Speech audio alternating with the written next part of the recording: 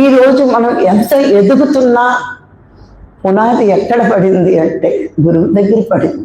పునాది బలంగా ఉంటేనే బిల్డింగ్ ఎన్ని అంతస్తులైనా కట్టవచ్చు. అలాగే సరైన గురువు దొరికితే ఆ శిష్యుడు అదే చివరి జన్మ చేసుకోగలడు.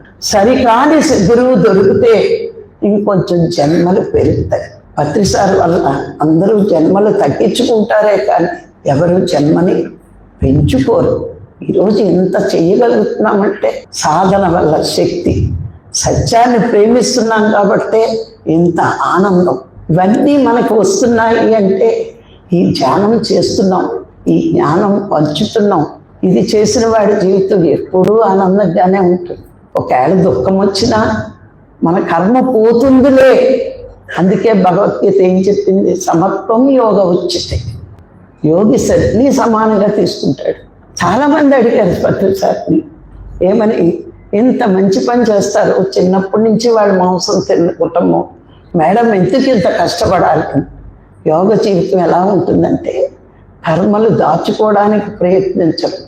అన్ని కర్మలు ఒక్కసారి అనుభవించి చివరి జన్మల్లోకి వచ్చిన వాళ్ళు అలాగే అనుకుంటారు. ఆవిడ కూడా అనుకుంది అన్ని కర్మలు ఒకసారి అనుభవించేస్తాను అని. అందుకే ఆవిడ అనుభవిస్తుంది. కర్మ పోగొట్టుకుంటుంది ఆవిడ.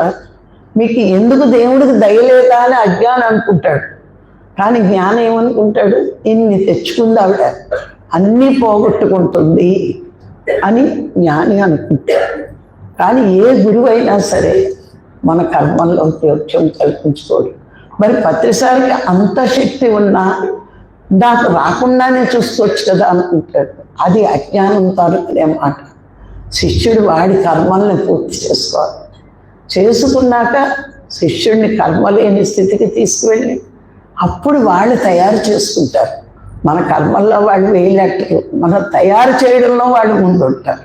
అది పరమాత్మ కృప వల్ల మనం కర్మలు పూర్తి చేసుకుంటాం, సరి అయిన సద్గురువుని పొందుతాం. ఇవన్నీ తెలియకపోతే ఏమనుకుందాం? వెంకటేశ్వర గుడి కట్టాం, ఎంత ఖర్చు పెట్టేస్తున్నాం, దేవుడికి దయలేదా అనుకుంటాం కదా. లేక ఆయన తీసేసి ఏ ప్రభువు ఫోటో పెట్టుకుంటాం.